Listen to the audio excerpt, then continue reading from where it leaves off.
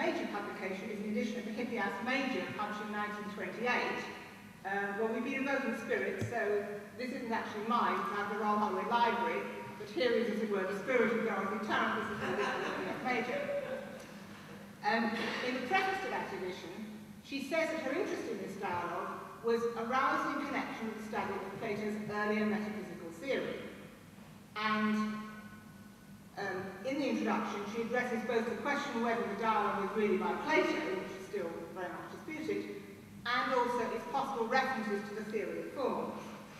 Now, there's been a lot of work, obviously, on Plato's metaphysics since 1928, and I think the way that people approach the whole subject has changed massively, as you would expect.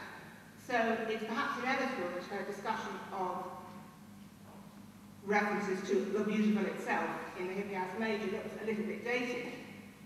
But, more interestingly, I think, what has stood the test of time is her close study of Plato's style in commentary. The Hippias Major is an unusual dialogue stylistically. It's Socrates talking to Hippias the sophist, and Hippias appears as something of a comic figure, and there's a whole range of issues about the style in which Plato, it is Plato, the author of the dialogue, makes Hippias speak.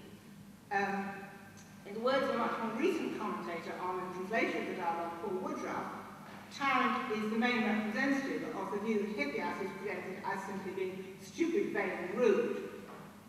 Woodruff's got an interesting take on this. Woodruff thinks that Hippias is deliberately represented like a figure of comedy.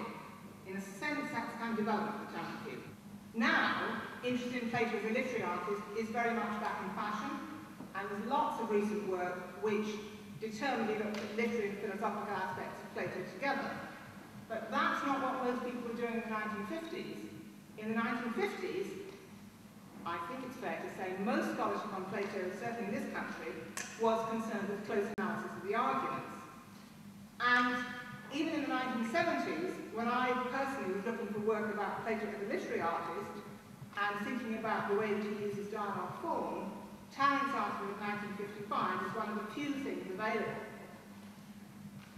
Now, if you look at the article, and I revisited it this morning so that I could talk about it not just from rather vague memories, what's interesting is that Tarrant doesn't just talk about the things that everybody now talks about, the overall structure of the dialogue, the use of character, if you like, because she was a trained classicist of the old school, and was one of a generation of people who knew Greek a lot better than most of us will ever do, she talks about Plato's actual use of language to produce effects comparable to those produced by drama.